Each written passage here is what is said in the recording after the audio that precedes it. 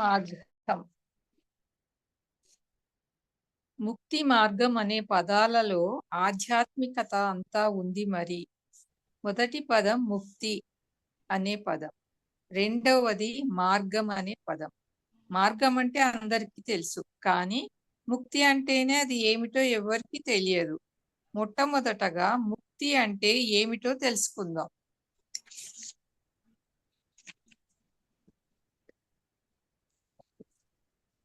తర్వాత అది సాధించడానికి మార్గం గురించి తెలుసుకుందాం. అప్పుడు ఆ మార్గంలో పయనిస్తే మనం ముక్తి పొందుతాం. ముక్తి అన్నా, మోక్షం అన్నా, నిశ్రేయస్సు అన్నా, అపవర్గం అన్నా, సాల్వేషన్ అన్నా, ఇవన్నీ కూడాను ఒకే పదానికి పర్యాయ పదాలు. మనకు ముక్తి మోక్షం రెండే తెలుసు. ఇంకొకటి సారి ఏం చెప్తున్నాడు అంటే నిశ్రేయస్సు, అపవర్గం, సాల్వేషన్. నిశ్రేయస్సు, అపవర్గం, సాల్వేషన్ అన్న ఇవన్నీ కూడా ఒకే పదానికి పర్యాయ పదాలని సార్ చెప్తున్నారు. అవి రాసుకోండి. ముక్తి అంటే విడుదల. దేని నుంచి విడుదల? దుఃఖం నుంచి విడుదల. మనిషి ఎల్లప్పుడూ ఆనందంగా జీవించాలి అంటే మనిషి యొక్క శరీరం ఎప్పుడు ఎల్లప్పుడూ ఆరోగ్యంగా తేజోవంతంగా ఉండాలి. మనిషి ఎల్లప్పుడూ ఆనందంగా జీవించాలంటే మనిషి యొక్క శరీరం ఎప్పుడూ ఎల్లప్పుడూ ఆరోగ్యకరంగా తేజోవంతంగా ఉండాలి. అదేవిధంగా మనిషి యొక్క మనస్సు ఎప్పుడు హాయిగా ఆనందంగా ఉండాలి, మనసు కూడా.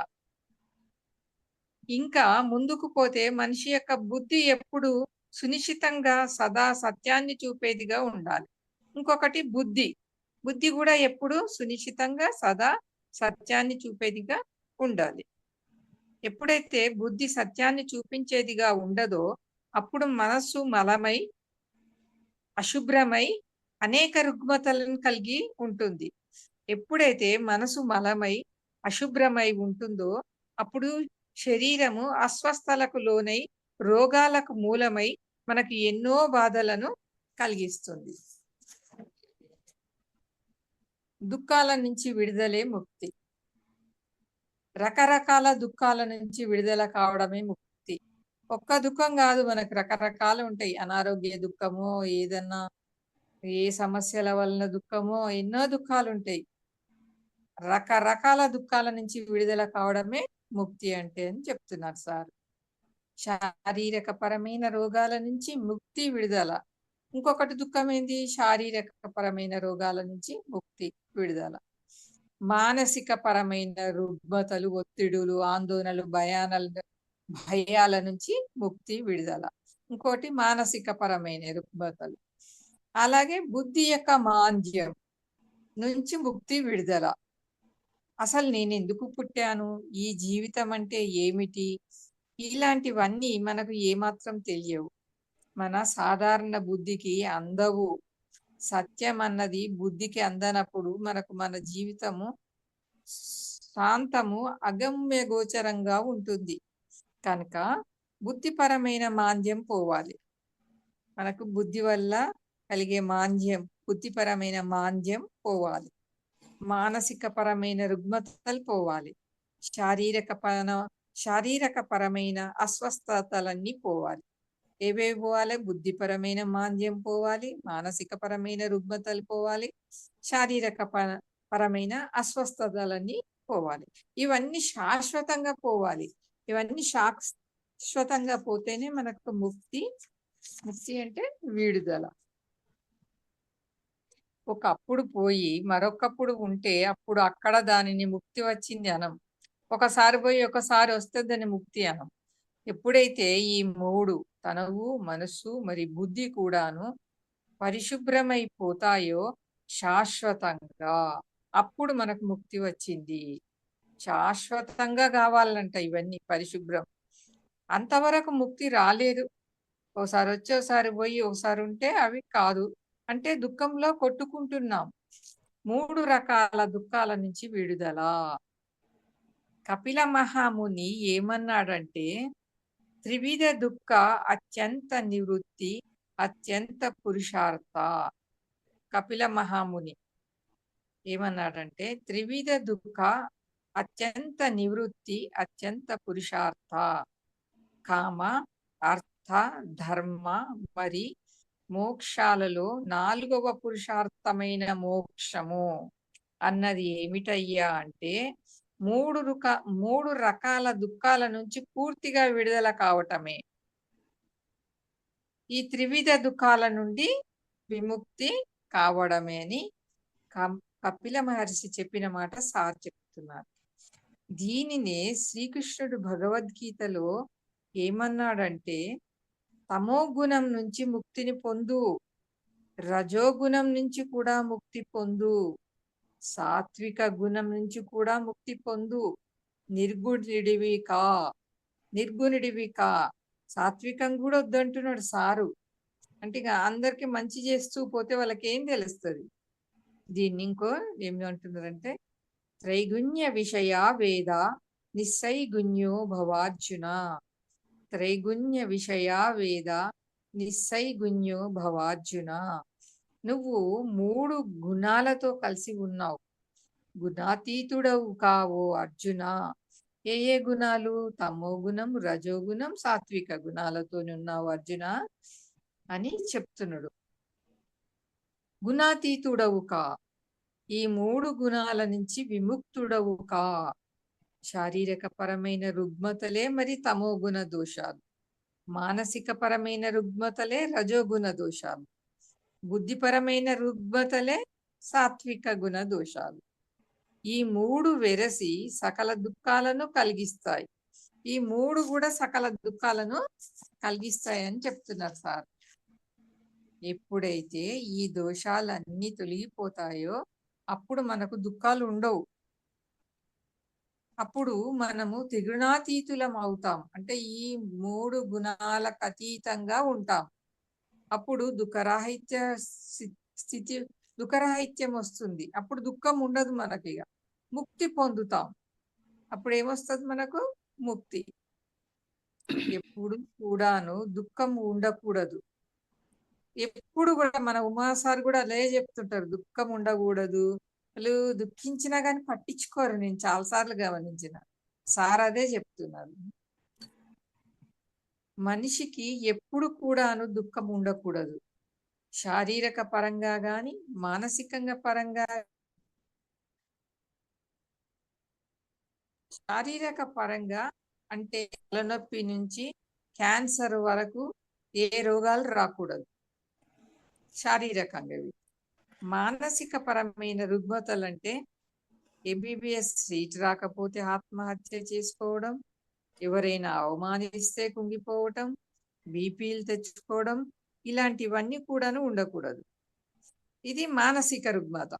అదేమో శరీరానికి సంబంధించినవి అనారోగ్యాలు. మానసిక సంబంధించినవి ఏదన్నా సీట్ రాలేదనో, ఎవరన్నా అవమానించారనో అని మనమే జబ్బులను కొని తెచ్చుకుంటాము, కృంగిపోతాము. బుద్ధి మాంద్యత ఉండకూడదు. 3వది అంటే ఏకాగ్రతా శక్తి కలిగి ఉండాలి. అంటే జ్ఞాపక శక్తి బాగా ఉండాలి. మన గత జన్మలన్నీ మనం తెలుసుకోవాలి. అంతవరకు మనకు జ్ఞాపక శక్తి ఉండాలి. అదే ముక్తి. మన గత జన్మలన్నీ తెలుసుకోవాలి. అంతవరకు మనకు జ్ఞాపక శక్తి ఉండాలి. అదే ముక్తి.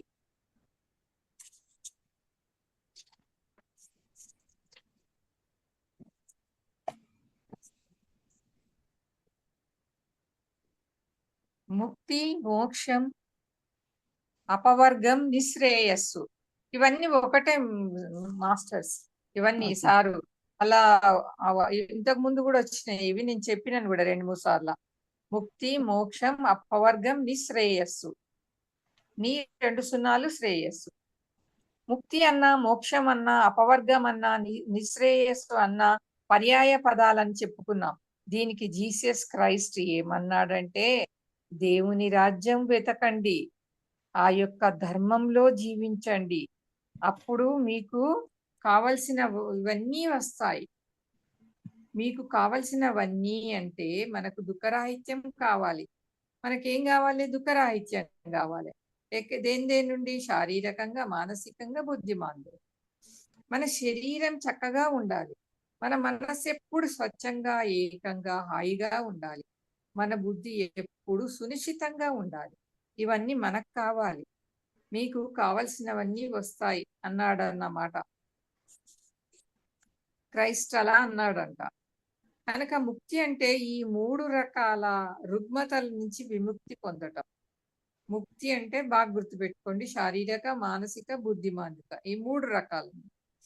ముక్తి పొందటం, దూరం కావడం, అవి లేకుండా పోవడం శాశ్వతంగా. అంటే ఒకప్పుడు ఉండి ఒకప్పుడు అలా కాదు, అవి శాశ్వతంగా పోవాలి. ఈరోజు ముక్తి అనే పదం ఒక్కటే కాకుండా మరో 2 పదాలను తెలుసుకుందాం. ముక్తి కాకుండా సార్ మరొక 2 పదాలను పరిచయం చేస్తున్నారు. పరిముక్తి, మహాపరిముక్తి. ముక్తి కాకుండా ఇంకొకటి ఏంది? పరిముక్తి, మహాపరిముక్తి. నిర్వాణం, పరినిర్వాణం, మహాపరినిర్వాణం. వీటినే గౌతమ బుద్ధుడు పరినిర్మాణం, మహాపరినిర్వాణం అన్నాడు. నిర్వాణం అంటే దుఃఖరాహిత్యం, బుద్ధ భగవానుడు చెప్పింది. పరినిర్వాణం అంటే గొప్ప దుఃఖరాహిత్యం. నిర్వాణం అంటే దుఃఖరాహిత్యం, దుఃఖం లేకుండా ఉండడం. పరినిర్వాణం అంటే గొప్ప దుఃఖరాహిత్యం, అంటే ఇంకా మనకు ఆ ఛాయలే ఉండవు. మహాపరినిర్వాణం అంటే అత్యంత గొప్పదైన దుఃఖరాహిత్యం. బుద్ధ భగవానుడు ఎప్పుడై 3: నిర్వాణం, పరినిర్వాణం, మహాపరినిర్వాణం. కనుక ఈ నిర్వాణం, పరినిర్వాణం, మహాపరినిర్వాణం అథవా ముక్తి, పరిముక్తి, మహాపరిముక్తి, ఈ 3 గురించి మనం విశేషంగా విస్తారంగా తెలుసుకుందాం. మనము మన స్వంత జీవితంలో శారీరక పరమైన దుఃఖాలు ఏవి లేకుండా, మానసిక పరమైన దుఃఖాలు ఏవి లేకుండా, బుద్ధిపరమైన అస్పష్టతలు ఏవి లేకుండా ఉంటేనే మనం ముక్తి పొందినట్లు, మనం నిర్వాణం పొందినట్లు. మనం నిర్మాణం పొందినా కూడాను మన చుట్టుపక్కల వాళ్ళు దుఃఖిస్తూ ఉంటే మనకు ఎంత మాత్రం బాగుండదు కదూ. అలా ఉన్నప్పుడు ఆ చుట్టుపక్కల వాళ్ళ దుఃఖము మన దుఃఖంగా పరిణమిస్తుంది. కనుక చుట్టుపక్కల వాళ్ళ దుఃఖరాహిత్యం కోసము పనిచేయడం అన్నదే పరినిర్వాణం అనబడుతుంది. మనం బాగుండి మన చుట్టుపక్కల వాళ్ళు దుఃఖపడుతుంటే బాగుండదు, కాబట్టి వాళ్ళ కోసం పని చేయడం అన్నది పరినిర్వాణం అని బుద్ధ భగవానుడు చెప్పిండని సార్ చెప్తున్నాడు. పరిముక్తి అనబడుతుంది. కేవలం మన చుట్టుపక్కల వాళ్ళే కాకుండా ప్రపంచం మొత్తంలో కూడాను దుఃఖాన్ని తీసివేయాలి. ఇప్పుడు మనం తీసివేసుకోవాలనుకున్నాం, తర్వాత మన చుట్టుపక్కల తీసివేయాలనుకుంటున్నాం దుఃఖము. మళ్ళీ తర్వాత ప్రపంచం మొత్తం కూడా దుఃఖాన్ని తీసివేయాలి అని ఎవరైతే కంకణం కట్టుకుంటారో వారు మహాపరినిర్వాణంలో ఉన్నట్లు. ప్రపంచంలో మొత్తం ఇప్పుడు పత్రిస్ సార్ అదే కంకణం కట్టుకున్నాడు కదా, మహాపరినిర్వాణంలో ఉన్నట్టు, మహాపరిముక్తిలో ఉన్నట్టు.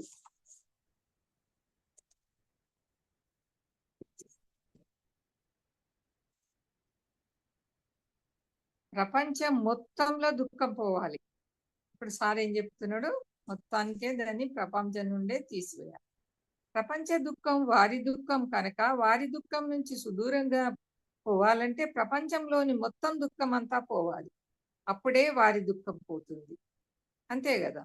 కనుక వ్యక్తిపరంగా మన నుంచి దుఃఖం పోతే ముక్తి, మన చుట్టుపక్కల వారి దుఃఖం పోతే పరిముక్తి, ప్రపంచంలోని దుఃఖం అంతా తొలగిపోతే అప్పుడు మనకు మహాపరిముక్తి. ఒకటి మన నుండి పోతే ముక్తి, మన చుట్టుపక్కల వారి నుండి పోతే పరిముక్తి, ప్రపంచం నుండి పోతే మహాపరిముక్తి. సొంతానికి తెలుసుకున్న తర్వాత ఇక అందరికీ తెలియచెప్పే ధర్మం ఒకటి ఉంటుంది. ఇప్పుడు మనం తెలుసుకున్నాం, మనం ఏం చేయాలి? తెలియజేయాలి ఇతరులకి. తెలియజేసేది ఒక ధర్మం. దీనినే తీర్థంకర గోత్ర బంధం అంటారు. సారు దీనికి ఒక పేరు చెప్తున్నారు, తీర్థంకర గోత్ర బంధం అంటారు. తీర్థంకుడు అంటే టీచర్. మనము జైనమత తీర్థంకరులు అది నేర్చుకున్నాం చిన్నప్పుడు. తీర్థంకరుడు అంటే ఎవరు? టీచర్. ఆ టీచర్కు టీచింగ్ చేయకపోతే దుఃఖం వస్తుంది. ఆ టీచర్కు టీచింగ్ చేయకపోతే ఏమొస్తుంది? దుఃఖం వస్తుంది. కనుక తన దుఃఖం పోవడం కోసము బోధన చేస్తాడన్నమాట. బోధన చేస్తూ ఇక్కడ బోధన చేస్తే ఇక్కడ దుఃఖం పోతుంది. బోధన చేస్తే దుఃఖం పోతుంది. కొంతమందికే బోధన చేయకుండా ప్రపంచానంతటికి నిరంతరంగా ఎవడైతే ఎప్పుడు బోధన చేస్తాడో అతడు తన మహాపరి దుఃఖం నుండి తొలగిపోతాడు, మహాపరినిర్వాణం పొందుతాడు. ఫస్ట్ తన దుఃఖాన్ని బుడగొట్టుకొని తర్వాత కొంతమందికి చుట్టూ అంత చేసి తర్వాత అందరికీ నిరంతరం ఎప్పుడైతే బోధన చేస్తాడో ప్రపంచానికి అంతటికి నిరంతరం ఎప్పుడైతే బోధన చేస్తాడో అతడు తన మహాపరిముక్తి దుఃఖం నుండి తొలగిపోతాడు. మహాపరినిర్వాణం ఇదే. దుఃఖం అన్నది 3 స్థాయిల్లో ఉన్నది. దుఃఖం, పరిదుఃఖం, మహాపరిదుఃఖం. దుఃఖం నుండి విడుదలే ముక్తి. కనుక ముక్తికి 3 రకాలు: ముక్తి, పరిముక్తి, మహాపరిముక్తి. నిర్వాణం, పరినిర్వాణం, మహాపరినిర్వాణం. ఎవరి రోగాల నుంచి, ఎవరి మానసిక రుగ్మతల నుంచి, బుద్ధిమాంద్యాల నుంచి వారు తొలగిపోయినప్పుడు వారికి ముక్తి. చుట్టుపక్కల ఉన్న వారికి సహాయపడుతున్నప్పుడు వారు వారి దుఃఖాల నుంచి దూరం కావడప్పుడు ప్రపంచాన్నంతా కూడాను ముక్తి మార్గంలో చేసినప్పుడు ఆ యొక్క శ్రమలో మనం నిమగ్నమైనప్పుడు మనకు మహాపరినిర్వాణం వస్తుంది, మహాపరిముక్తి వస్తుంది. మొట్టమొదటగా దుఃఖం నుంచి మనం విముక్తులమైనప్పుడు మనము అరిహంత్, ఒకటో అరిహంత్. మనం దుఃఖం నుంచి విముక్తులైనప్పుడు ఏమంటున్నాడు? ఈ పదం గుర్తుపెట్టుకోండి, ఇవి మన వీడియోస్ వింటుంటే కూడా వస్తుంది. అరిహంత్, ఒకటో రిహంత్, హరిహంత్. హరి అంటే శత్రువు, హంత్ అంటే హతమార్చినవాడు. మనలోని శత్రువులను హతమార్చుకున్నాం. హరిహంతు అంటే మనలోని శత్రువులను హతమార్చుకున్న దాన్ని ఏమంటాము? హరిహంత్. మనలోని తమో గుణం అంటే సోమర్తనాన్ని హతమార్చాలి. మామూలుగా మనం అనుకుంటామే కామ, క్రోధ, లోభ, మోహ, మద, మాత్సర్యాలని హరిషడ్ వర్గాలను మనం జయించినప్పుడు, మనం మనలోని రజోగుణాన్ని హతం చేసినప్పుడు, సాత్విక గుణాన్ని అధిగమించినప్పుడు మనం హరిహంతులం అవుతాం. ఎప్పుడు హరిహంతులం అవుతాం? ఇవన్నీ పోవాలి, హర్షడ్ వర్గాలన్నీ పోవాలి, సాత్విక గుణాన్ని కూడా అధిగమించాలి, అప్పుడు హరిహంతులం అవుతాం. అంటే మళ్ళీ మనం అన్నిటికంటే విముక్తులు అవుతాం అన్నట్టు. మనము ఏది సాధించామో, దేని నుంచి ముక్తి పొందామో దానినే మన చుట్టుపక్కల వాళ్ళందరిలో కొంతమందికైనా ఇవ్వడానికి ప్రయత్నిస్తుంటే మనకు పరినిర్వాణం. మనం ఇవన్నీ ముక్తి పొందినాం అనుకోండి, మన చుట్టుపక్కల వాళ్ళకి చేయాలి. ఆ ప్రయత్నం ఏమంటారు? పరినిర్వాణం. సర్వ ప్రపంచానికి బాధ్యత వహించినప్పుడు చుట్టుపక్కల అయిపోయింది, సర్వ ప్రపంచానికి బాధ్యత వహించినప్పుడు మహాపరినిర్వాణం. మనిషి మహాపరినిర్వాణం పొందే వరకు జన్మలు ఎత్తుతూనే ఉంటాడు. ఇక్కడ సార్ ఒకటి చెప్తున్నాడు ఏంటంటే, ఈ మహాపరినిర్వాణం పొందే వరకు మనం జన్మలు ఎత్తుతూనే ఉంటాం. నేను నేర్చుకున్నా కదా, నేనైనా కదా కాదు, చుట్టుపక్కలంతా అయింది కదా నా పరిసర కాదు, మొత్తం ప్రపంచం, సర్వ ప్రపంచానికి బాధ్యత వహించినప్పుడు మహాపరినిర్వాణం పొందుతాము, లేకపోతే జన్మలు ఎత్తుతూనే ఉంటాం. మహాపరినిర్వాణం పొందినప్పుడే జన్మరాహిత్యం వస్తుంది, అప్పుడే మనకు జన్మ లేకుండా ఉంటుంది. ముక్తి పొందిన వాడు హరిహంత్ అంటే మనలోని అన్ని జయించిన వారం కాబట్టి హరిహంత్. పరిముక్తిని పొందిన వాడు బోధిసత్వుడు. ఈ పదాలు కూడా గుర్తుపెట్టుకోండి. బోధిసత్వుడు అనేది కూడా ఊరికి వస్తుంటది. పరిముక్తి పొందినవాడు అంటే చుట్టుపక్కల వాళ్ళందరి కొంతమందిని చేస్తున్నప్పుడు బోధిసత్వుడైతాడు. మహాపరిముక్తి, మహాపరినిర్వాణం పొందినవాడు బుద్ధుడు. ఇక మొత్తం మనం ప్రపంచం అని చెప్పారు కదా సారు, అప్పుడు బుద్ధుడు, అప్పుడు బుద్ధత్వం వస్తుంది మనకి. సార్ మొత్తం ప్రపంచమంతా తిరిగిండు కదా. అరిహంత్, బోధిసత్వుడు, ఆ, బుద్ధుడు. హరిహంత్ అంటే తనలోని శత్రువులను చంపుకున్నవాడు, తాను స్వయంగా గుణాతీతుడైన వాడు. బోధిసత్వుడు అంటే కొంతమందికి ఆ మార్గంలో ప్రబోధం చేసేవాడు, తన చుట్టుపక్కల ఉన్న కొంతమందిని చక్కగా ముక్తి మార్గం గురించి చెప్పి సాధన చేయించినవాడు బోధిసత్వుడు. ప్రపంచాన్నంతటిని దృష్టిలో పెట్టుకొని ప్రపంచాన్నంతటికిగా గురువుగా అయి ప్రపంచాన్నంతటికీ మార్గదర్శం చేయిస్తూ ప్రతి నిమిషాన్ని అందరి కోసం మరి పాటు పడేవాడు. ప్రతి నిమిషం పాటు సార్ అలాగే పాటు పడింది కదా. అందరి దుఃఖరాహిత్యాన్ని కోరుకునేవాడు బుద్ధుడు. చుట్టుపక్కలే కాదు, ప్రపంచం మొత్తం దుఃఖరాహిత్య స్థితిని కోరుకునేవాడు అప్పుడు బుద్ధుడు. మహాపరిముక్తి స్థితి అది. పిరమిడ్ స్పిరిచువల్ సొసైటీ మాస్టర్లు అందరూ కూడాను బుద్ధుళ్ళు. వాళ్ళు ఏం ఆశించట్లేదు, అంటే వారు కేవలం తాము సొంతంగా దుఃఖరాహిత్యం పొందాలని కోరుకునే వాళ్ళు మాత్రమే కాదు, సర్వుల దుఃఖరాహిత్యం కోసం పాటు పడుతున్నారు. ఎవరు? పిఎస్ఎస్ఎం వాళ్ళు. సాధనే ముక్తి మార్గం. మరి ఏం చేయాలి మనం? సాధనే, ధ్యాన సాధన వల్లనే నిర్వాణం వస్తుంది. ధ్యాన సాధన మాత్రమే కాకుండా మరి స్వాధ్యాయ సాధన కూడా ఉంది. అంటే ఎన్నో పుస్తకాలు చదవాలి. ఆత్మజ్ఞాన శాస్త్రంలో, ఆధ్యాత్మిక శాస్త్రంలో ఎన్నో పుస్తకాలు, గ్రంథాలు, ఎంతో మంది విజ్ఞానుల, శాస్త్రజ్ఞుల, ఆధ్యాత్మిక శాస్త్రజ్ఞుల ద్వారా రచింపబడ్డాయి. ఆ పుస్తకాలు ఎంతమంది, ఎంతో మంది విజ్ఞానుల, శాస్త్రజ్ఞుల, ఆధ్యాత్మిక శాస్త్రజ్ఞుల ద్వారా రచింపబడ్డ బుక్స్ ఉన్నాయంట. అవి మనము అధ్యయనం చేయాలి. వేదవ్యాసుడు, Valmiki, Osho, Lobsang Rampa, Annie Besant, ఇలాగే ఎంతమంది యోగానంద పరమహంస, స్వామి రామ, వీరందరూ కూడాను ఆధ్యాత్మిక శాస్త్రజ్ఞులు. వారి పుస్తకాలు చదవడం అన్నదే జ్ఞాన సాధన. అది ఒక జ్ఞాన సాధన, పుస్తకాలు చదవడం. అలాగే మూడవది, పిరమిడ్ మాస్టర్స్ అందరూ కూడాను ఎంతో గొప్ప జ్ఞాన సాధన చేసిన వారు. ఈ పిరమిడ్ మాస్టర్స్ అందరూ కూడా గొప్ప జ్ఞాన సాధన చేసిన వారు. వారి జ్ఞాన అనుభవాలు వినడం అంటే సజ్జన సాంగత్యం చేయడం. ఇది సజ్జన సాంగత్య సాధన. ఈ సాధనలో ఈ సాధ్యాయ సాధన ఒకటి, సజ్జన సాంగత్య సాధన. మనం చేసేది కూడా ఇదే. ఇక్కడ ఆపేద్దాం మాస్టర్స్.